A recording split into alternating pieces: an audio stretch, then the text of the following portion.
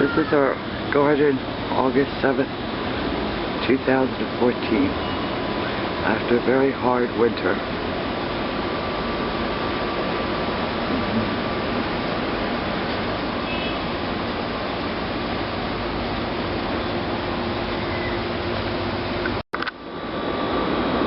This is our fern, which is not really what it's called, but sort of died over the winter.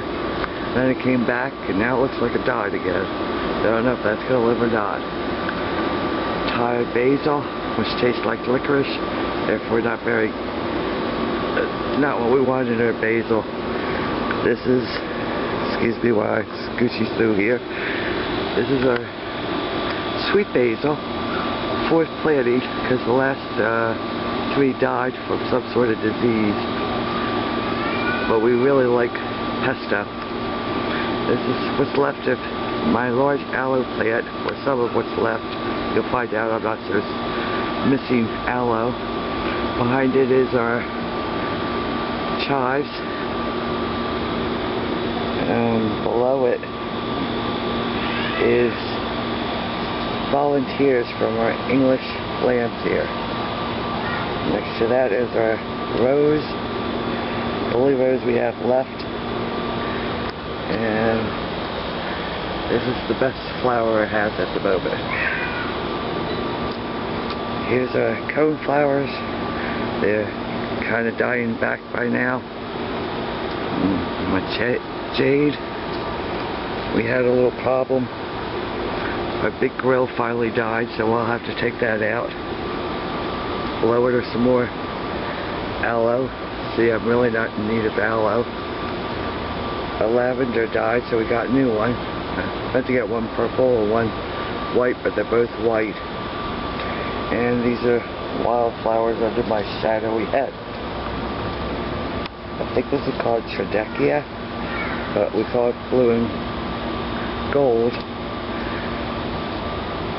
That's the only purple left there. There's a little flower right there that's dying back for the day. Morning flower. Had I been able to get this video working this morning, first time, you could have seen it better.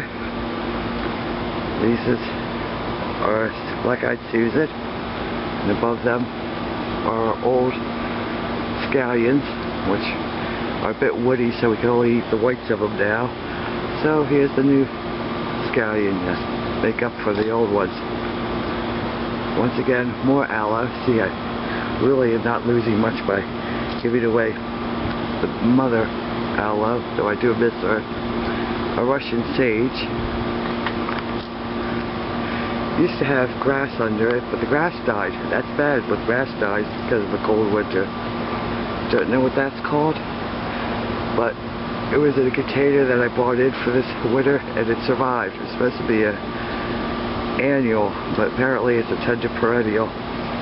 This is a sage, and above it is dill. We have plenty of dill. Behind it is my polka dot plant, which looks sad. I don't know what happened. Could be a second generation problem.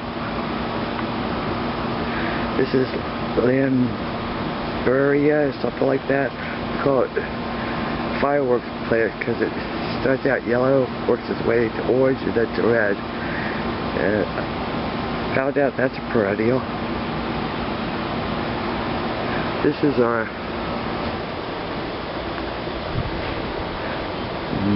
fennel, and we're growing in the garden box for the first time. I don't know if you can see that, but we actually have bulbs on the bottom. We might actually get some fennel this year.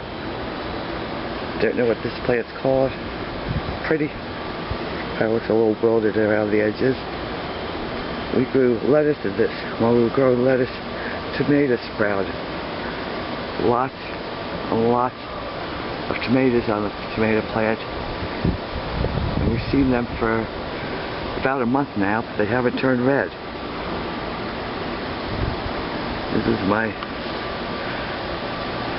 teddy bear sunflowers that haven't quite grown yet. Behind it, more black-eyed Susans I planted. And you can't see this, but honestly behind that tomato plant somewhere is clematis. In the back there is Russian sage that grew from the original, plus the pink flowers are what English Lansian looks like when they bloom. Back to the sunflower, and looking down now. Sorry, I hope I'm not making you dizzy. Something I just bought, a balloon flower. This is beginning to bloom. When it comes out, it looks like a balloon. When it opens up, there'll be blue flowers. I don't know what this is, other than a wild plant. You can tell me, I'd love to know. But it grows everywhere. Planted something else in this, but this came out instead.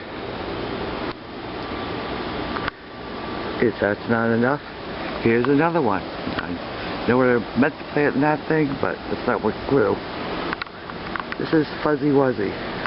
Fuzzy Wuzzy is a bear. Fuzzy Wuzzy has no hair. Fuzzy Wuzzy's ivy died during the winter, but not completely, as you can tell. Below him is Scabiosa. I'm not sure if that's how it's really pronounced, but a little bee action on one. Bee's a little backwards. He's trying from the base of the flower to get nectar. It's not going to work. We like the name Scabiosa. These are Gerber daisies, and that's my bonsai jade. Back there is my prickly pear cactus. Don't know what that's called, but it's some kind of bush, silver green. Use the ugly bird feeder. Should feed the birds. Here's a bee balm. It's looking a little scraggly too. Here's a container of wildflowers. This one bloomed beautifully. It keeps reblooming. It's not in a good stage right now, as you can tell. This is kind of more what it looks like when it is blooming well. Also, don't know what this is, but it reminds me of coffee cups.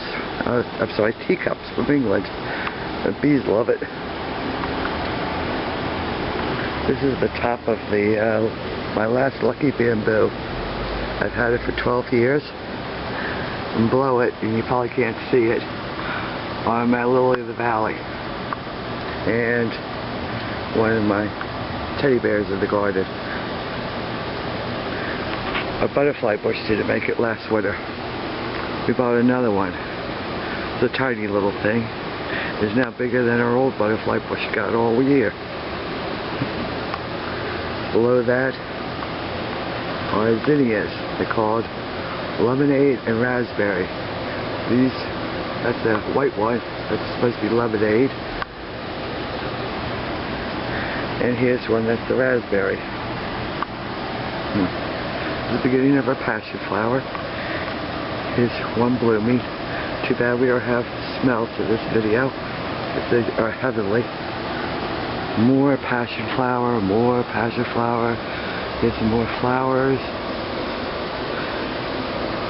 In the container. And below that is a second round of chamomile. With our Philly snowman. Had lots of chamomile early on in the season because the chamomile actually made it through the winter and stayed green. It was delicious. Now, they volunteer for more. Our rosemary died, so we decided to use that container this year for carrots because you can't buy a rosemary around here.